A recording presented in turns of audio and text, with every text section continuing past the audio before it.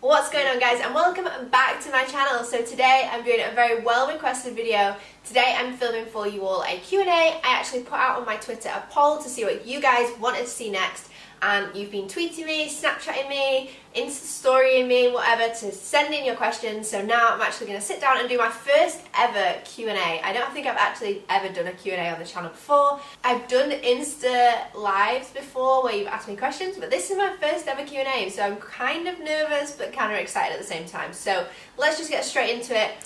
So Carrie Lift asks, when you aren't cutting, do you eat intuitively or do you still count macros?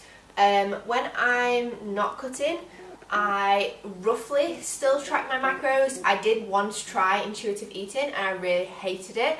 I really wanted to like it, and I would like to think that I could get back to kind of more of that kind of approach at some point. But I think personally it's about finding what works for you, and what worked for me was having that like flexible approach still. So I wouldn't say that I would like measure out everything to the gram and to the T, but I would estimate things but still track it into my FitnessPal, just so I could kind of still see that I was hitting my carbs, my proteins, my fats, and I was getting the right distribution again. Because I find when I go intuitive, I get stuck in a bit of a good and bad mindset, which is something that I find really unhealthy.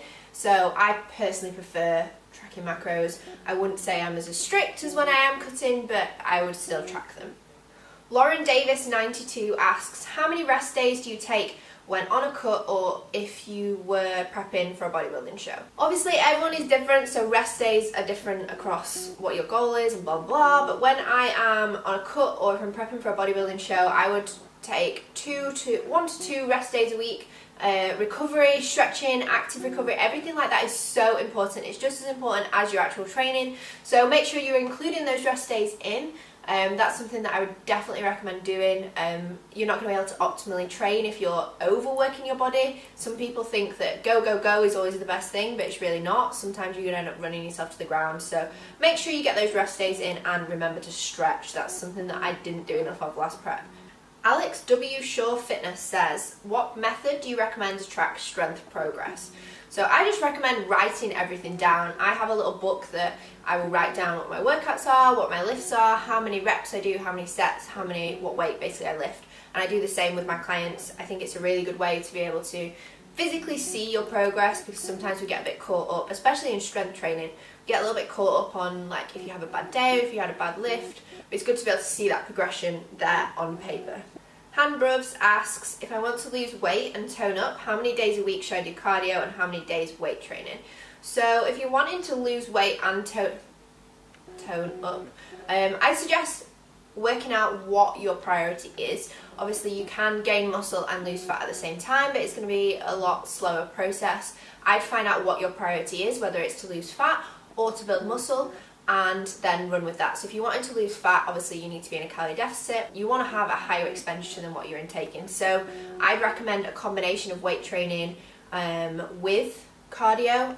So when I'm with clients, I'll try and do things like intense circuits, some HIIT training, some weight training, but adding some extra training systems in there. So things like pre-exhaustion, post-exhaustion, supersets, triceps, drop sets, things like that are going to add a bigger training volume. And then really it's just a combination of the training, the cardio, and then the diet. So I would say it's a bit of both. Yeah, so to conclude that one, I would say basically focus on your weight training, enjoy your weight training, or do what you enjoy. If you prefer cardio, do cardio. At the end of the day, you're basically putting yourself into an expenditure. But I would say focus on the weight training, keep the volume and the intensity up during the weight training, and then add cardio in to just increase the expenditure that you're doing. Sambiz asks, what do you want to eat? No. You've not seen it? I love Jennifer Lawrence too. Jennifer Lawrence does in an interview, and she basically goes, someone says something to her and she goes, where's the pizza? I need to find it for you. Tom something asks, what is your take on bodybuilders and other YouTube/Insta fitness personalities referring to themselves as athletes?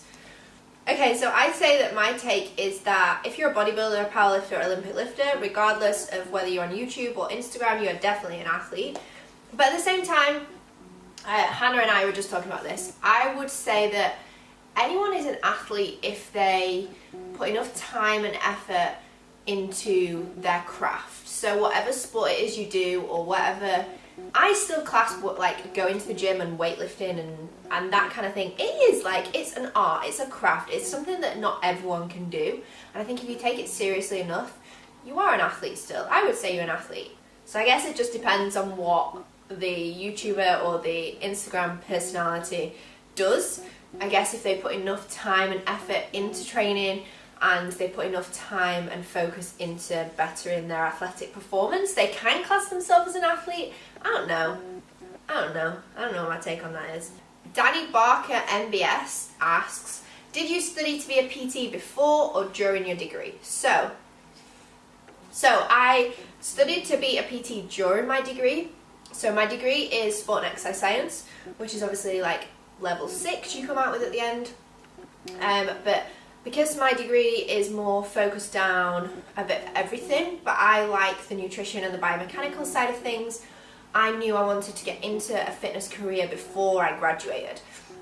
So 2 years ago, when I was finishing my exam period, why I decided to do this I do not know, but while my exam period was going on, I signed up to a intense 7-week personal training course at like a local gym. And I did that while my exams were going on, which was super stressful. So I did do it while I was doing my degree, but it just meant that I was able to then start working in a gym and get insured and all that stuff, because obviously you have to have the qualification, even though I have done a sport and exercise degree. So I did them both at the same time. If I was going back and doing it again, I mean, I wouldn't change it, I'm glad I did it, but I would have waited until it was like the summer holidays or something and not done it while I was studying. How do you balance training yourself, clients, and studies? Okay, this is a really good one. I literally have to plan. I have a diary that puts in every half an hour what I'm going to do. I write down exactly where I'm going to travel to, when I'm driving, what time I need to make my food and eat. Literally my whole life is planned down to a T. I am so organised when it comes to stuff like that. And I have to be, otherwise I won't train myself.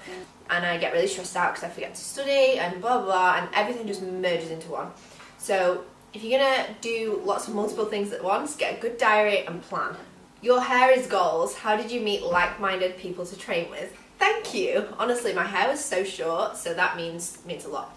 How did you meet like-minded people to train with? Honestly, Instagram and social media is an amazing place to meet friends and meet people that are also into the same thing as you.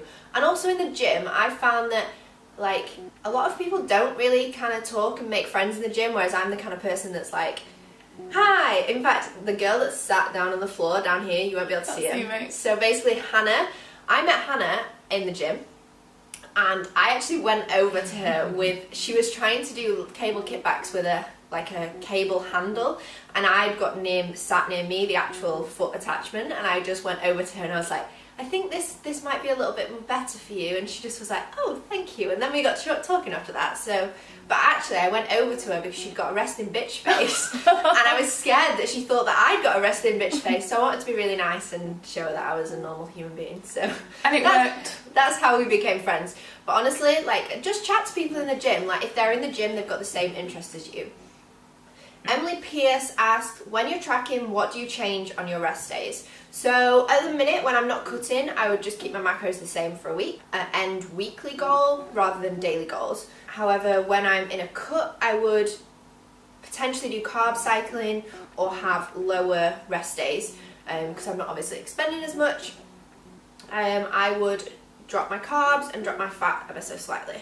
Would you recommend getting level 2 and then level 3 and work for a business, or start your own PT? I think that completely depends on you and what you are like as a person. If you're driven to have your own business, then I'd go straight into starting as your own PT. But it also depends whether you have a client base kind of already set up. Working for a gym to start with can be a really good way to start out if you're wanting to kind of get yourself out there and get some clients and kind of work from there. But it's completely up to you and your situation, I would say. I don't know. Would you ever do the 10k challenge to make your best friend happy? That's the girl sat down on the floor. And to your answer, no, I would never do the 10k challenge. No. Not even if my happiness depended on it? Not even if your happiness depended on it. That's how, no. I am so against doing the 10,000 calorie challenge. You see how my belly blows up after 2,000 calories. This is true. Honestly, guys, I could eat a lot more than what I actually do and a lot higher than what my macros actually are, but my stomach gets in so much pain that I would rather not eat as much and be like comfortable than eat enough and be very uncomfortable. So can you imagine if I did 10,000 calories? My belly would literally be out here. Yeah, this is very true. Hannah Wade asks, what do you feel is the best way to reduce body fat? More diet weighted or 80% diet, 20% exercise?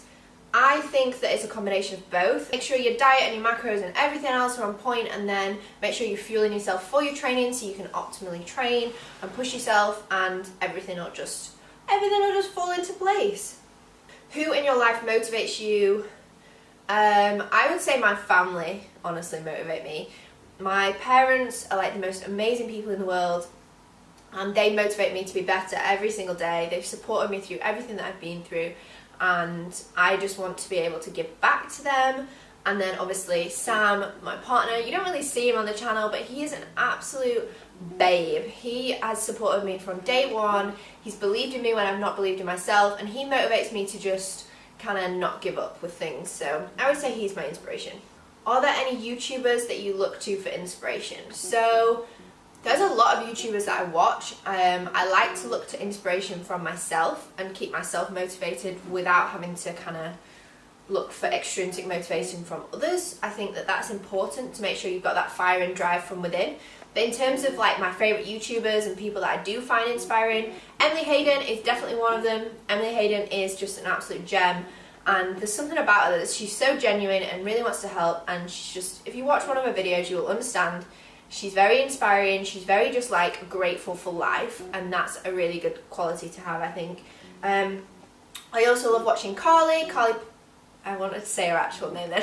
Carly Rowena, as you guys know her. Carly is also an absolute gem. I first met Carly 2.5-3 years ago back now, and she's just an absolute babe. BioFit asks, favourite brands / stores for athletic clothes? Okay, so my favourite brands and stores, Adidas, Nike, Lululemon, H&M. I get a lot of like those raglan tees you see me wear.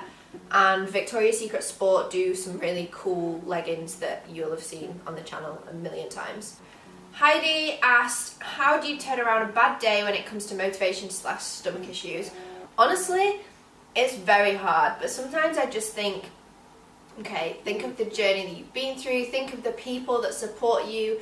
You guys honestly get me through it. I just wake up and I'm having a shit time, but then I think, come on, you can do this, you can get through this. I do everything that in my power I can to kind of make myself feel more comfortable, and I just think tomorrow is a new day. Mia K Fitness asks, what is your favourite protein powder, brand and flavour? Either the Cytec chocolate coconut, that is pretty yummy, or the MyProtein salted caramel or cinnamon Danish, but you need 2 scoops of that for it to be nice. Or Select Snickerdoodle, that is also PES Science Select Snickerdoodle, that is also incredible. Papa Truman, my dad asks, after me, who inspires you to push through all the pressures of uni, clients and the problems you have with your stomach and anxiety? Love you too, Dad. As I said previously, I think I've answered a question similar to this. My mum, my dad and Sam inspire me and motivate me to push through, to just make myself a better person.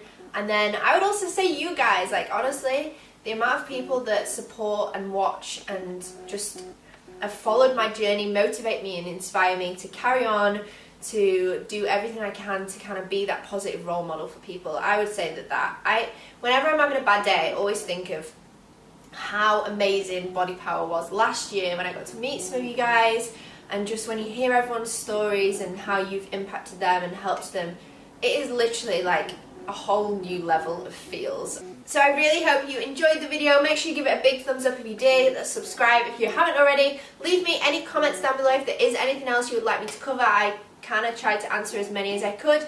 I'll be sure to do another video like this because I really enjoyed answering your questions, and I will see you in the next video.